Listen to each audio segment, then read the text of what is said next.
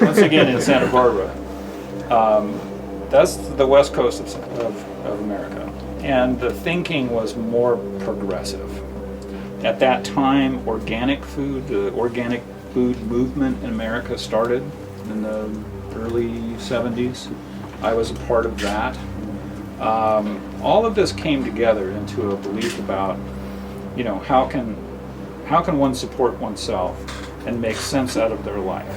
So I studied Zen. I studied food for medicine, called at that time macrobiotics. It was actually based on Japanese philosophy.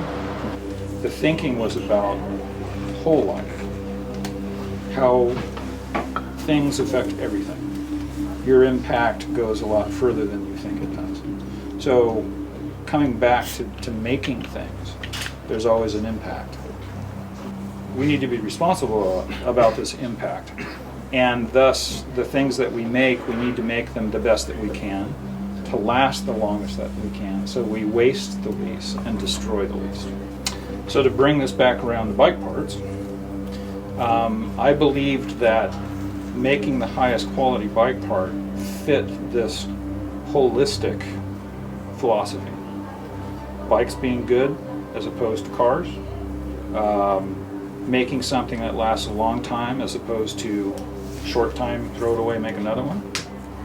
At this time, America had been through at least 10 years of the throwaway consciousness towards products. In other words, if you make products that don't last very long, people will make them convenient, throw them away, buy another one. Companies can keep living off producing more and more of the same thing because it doesn't last very long. But this was creating an incredible amount of waste.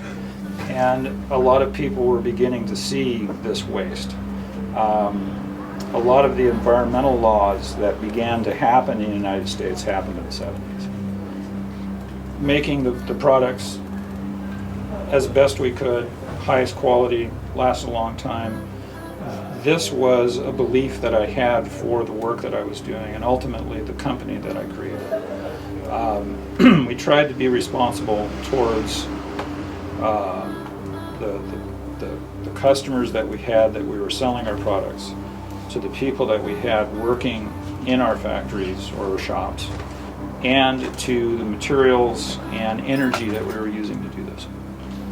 So this this philosophy developed further over time, but the basic idea remains the same even today. What we believe and what I do in making the decisions about running the company, we've gone from starting with just me to 1 employee, 2 employees, 3, 4, 5, up to 130 people now. We employ wherever we can practical things that we can do to be not wasteful, to protect our employees' health, to build the best product that we can to last the longest. We give long warranties on our products, longer than anybody else in the bike industry, and real warranties, not just things they put on the box. All of this goes together to be who we are and who we've been for the last 40 years. I've always worked on a philosophy of cost to produce the product plus a reasonable profit. A humble profit, honestly. We don't make lots of money on this stuff. And especially running a factory in the United States with purely United States labor. Almost 99% of the materials that we use in the products are sourced from the United States. There's a couple things, actually we use some ceramic balls that are actually sourced out of Japan. We're not necessarily trying to solely buy our things from the United States and be that kind of protectionist, patriotic, but we want to source our products from places that take the most responsibility in producing them. Although I'm sure there are some companies in the United States would like rules to be a little easier and less expensive to do things. We do have laws that require environmental protection, labor protection, so on and so forth. So we try to source from these kinds of things. These are, though, the highest quality materials that we can use that are also the closest to where we are making these things. In kind of a nutshell, I think that the cost of our products are kind of heavy compared to other similar products in the bike industry. I can think of a couple companies that are having some of their stuff made in either Taiwan or China, where they're selling them for a price pretty close to ours, not maybe even the same. But what they pay for them is like a tenth of what it costs us to make our product. So I tend to call this profiteering. They're making money on something, somewhere. Probably on the fact that a lot of their stuff is being produced where there's a lot of damage to the environment going on. The black cloud over China.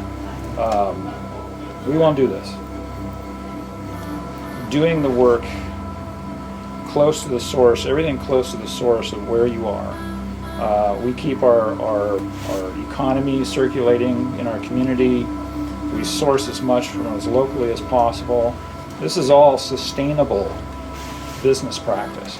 It's not always the most profitable in the short term, but it is the most sustainable. And we're not about making a quick buck. We're about being here for the long haul. And so far it's been 40 years. Good conclusions. Awesome. So thank you. It's been a wonderful experience, and I'm really sorry I have to leave tomorrow.